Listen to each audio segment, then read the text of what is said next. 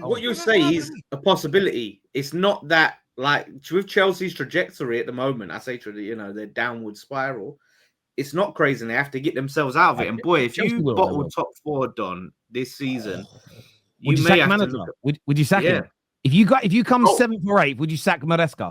I told you lot last season. If I was seeing Poch consistently setting the team up correctly and we kept missing chances, I'll blame the players more, right?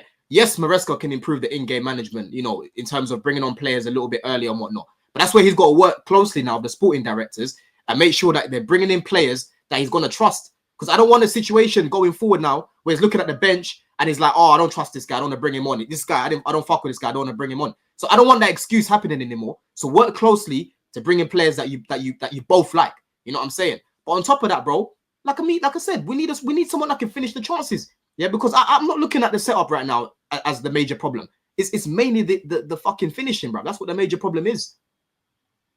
You think that's it? Like, you just get a strike, all your problems are solved. You're back. No, of course, we need to improve our defense as well. Like, there's many things can be right at once. We need to improve our defense, all of that. But like I said, the defense isn't the major problem right now. It's the attack that's been the problem right now, man. Just so I make sure I understand what you've just said. Even if you miss out on the top 4, you wouldn't ask for Maresca to be sacked. Is that what you just said? I told you what the context of that is, right? The major problem that I had with Poch last season. No, I heard the context. I'm just trying to make sure I've understood. I got it. I'm just trying to understand that I understood everything you said. I'm just trying to make sure I understand in terms of the context. But the overarching answer is because of that. As long as he's setting up right, if we finish 8th, you're going to back him. No, come on now. You can't be finishing 8th. What we're doing it, right? I'm talking about potentially just missing out. And if I'm looking at the season and I'm like, we mainly missed out because we kept fucking missing chances, and he kept setting us up. I can't overly blame him, like I've said. And listen, I would have loved for Poch to have turned it around and cleaned that mess that he made. But I told you, Terry, from last August, I said this guy's creating a mess for himself because he's setting the team up incorrectly. That's what I kept telling you. You've hardly heard me say that about Maresca. You know what I mean? There's been a few times, cool. But you barely heard me say he's setting us up incorrectly. If you're missing chances, right? Jackson was not missing chances like this in the first half of the season, right? He was much more clinical. A lot of your team was getting goals around the team.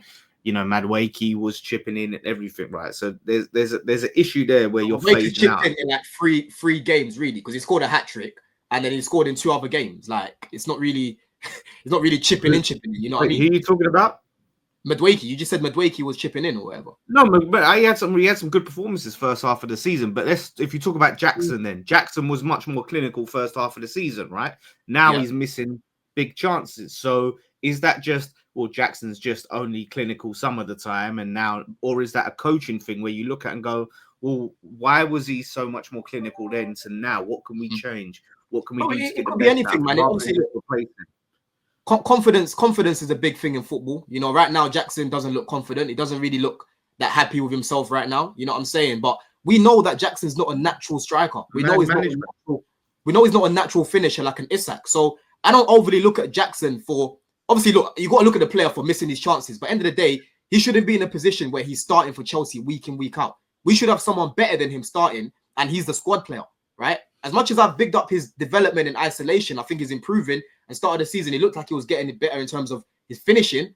I still said we still need a striker, bro. You know what I mean? We still need a striker, bro. We still need a guy that's just up there and they know that role inside out. Jackson doesn't know that role inside out. And that's where I've got to look at the sporting directors for not bringing in a striker, Lawless. Well, let's see. Let's see if you get one in. I think it's going to be hard. But, you're talking about... We're going to talk about Gyökeres. I'm surprised that, Chelsea aren't looking at a player like Gyökeres. I mean, listen, his agent come to the bridge a couple of times. Like, I've never really seen any solid links with him. That's going to be a tough one. I don't see us doing that in the January. If we did that in the January, that would be crazy. On Victor, great segue, Lawless. It's like you do this for a living. Very good. I mean, Arsenal have been linked with him today, but then Arsenal, it's 3 days running now that Arsenal have been linked to 3 different strikers. There was the Šeško links yesterday. They've now been played down. A couple of days before that, it was Vlahovic as an example. Obviously, Brian and Bomo they're linked to, but he's more of a right-sided winger really than an out-and-out number 9. Today, I think it's Miguel Delaney. I think the Daily Mirror are talking about Arsenal actually prioritizing him. before we get onto Arsenal's connection to him in more detail, I mean, are you guys surprised that nobody is paying that? Man United need one, Chelsea need one, Arsenal need one. Nobody's paying that buyout clause this January. Anyone surprised by that? Yeah, but what's the buyout clause? 100 million, 80 million euros, so about 70 million pounds. A lot of clubs don't. Yeah, like triggering release clauses, Terry, is quite rare though, isn't it? Like most clubs don't do that because it's straight. It's gonna go in the book straight away. That's the issue that you've got. So that's why a lot of clubs will just pay over the odds and then amortize it over 5 years or whatever. You know what I mean? So I think that's what the major problem is. A lot of clubs would love Gyökeres, but they don't want to pay the release clause, man. But yeah, maybe it's better for a club then. So let's say what Terry said, 80 million euros, right? So let's say you pay 85 million euros, but then you get to pay it and they accept it. They don't have to accept it because they would rather release clause give it up front. But yeah, like then you have the option to pay it over time. So I'm surprised though more clubs ain't trying to, when there's competition for him. I get it, FFP try and do a deal, man. Try and get it off the line. On current exchange rate, it comes in at 67 million pounds is the current release clause. In the summer, I think it drops to 60 million euros. So in the summer, he's a 50 million pound player. So it would cost you around 70 base wise. It would cost you 17 million more now. But I feel like when you look at Chelsea, if we use Chelsea as an example, that extra 17 million, and I get the point of not wanting to pay it all up front because of FFP, that holds water. If we park that for a moment and we just look at the player, I think he guaranteed you Champions League football, which is worth about 70 million. Without him, you may miss out. We look at Arsenal that are linked with him today. Gyökeres comes in, they could catch this 4-point gap that they have currently with Liverpool. He could score them the goals to win them a trophy. That's got to be worth more than saving the 17 million pounds. I agree. In the summer, I think he's a phenomenal talent. I hope, by the way, that no one's triggering it because Man United at some point are going to buy him and he's already just decided to join. I hope it's because of my club, but I'm just a little surprised for 67 million pound for a player that's goal scoring record is probably worth double that. I think it's cheap. I think it's cheap at that price. Listen, personally, I would do it, but I'm explaining why a lot of clubs aren't doing it right now. I think it's because of the FFP thing. But me, if it was up to me, I'll fucking pay the money, man. Yeah, you just got your best. I'm saying you find a way. So like I said, even if you pay over the fee, offer them over the fee, then spread the cost. That's what I think. We did that for Enzo. We did that for Enzo Fernandez, bro, and that's how we landed in January. That's what I'm saying. So Chelsea, you're sitting there looking at the lap when Gyökeres might be more gettable because it looks like he's going one way or another, whereas Ipswich are fighting for their very existence in the Premier League. That might be one that you can go and do, if you pay up the money. And then at this stage, Don, you know what I mean? You can solidify. You might be too far off the league at this rate, but you can solidify your top Champions League money next season. That's key, really. Wait, so it's not like Gyökeres is not trying to win the league with his club. True. He has the same case as the Lap, if you want to look at it like that. Yeah. Only 1 point ahead in their league. Yeah, there is that. Yeah, the difference, the slight. Yeah, I mean the player himself, and I was going to ask you about the Lap earlier. In terms of character, do you want a player that knows he can go to a big club in the summer that leaves his current club that really gave him his start in the lurch? Even with Gyökeres, as much as I would love him now, there is part of me that thinks, imagine leaving Sporting in the middle of a tight title race in the season that you lost your manager. I think they would have won their league at a canter if Amorim would have stayed. Does it say something negative about a player if they leave now in those circumstances, as opposed to waiting until the summer and the seasons are ended? No, not really, because sometimes when certain clubs knock your door, sometimes it's the only once. You don't get that call more than once. Very, very, very true. Which is why for Amorim, he's going to get the chances. Anything can happen, bro. The guy could get injured. You know what I mean? Yeah. There's a lot of factors. So it's like Amorim as an example. Even though he's not a player, he's a manager. He didn't want to come to United during the season. He wanted to come in the summer, but he knew if he probably says no now, and things worsen at United, there's no guarantees that United won't sign as a new manager until then. So he was I think managers are different. Now or never. It's not ideal, but I have to go. You can't sign multiple managers. Like you get one manager, and that's your manager. So Man United, if they would have signed.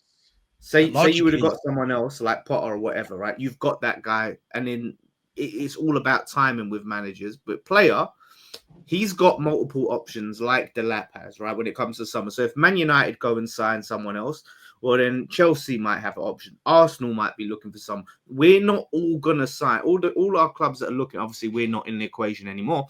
But all the clubs that are looking for strikers aren't all going to sign strikers in January. Like it's just not going to happen. It's going to be hard enough for one of the clubs to get a striker, let alone everyone. He's getting an opportunity. Same as if he abroad as well. Could be Barca, could be Real, could be, you know what I mean? There's so many different options for him.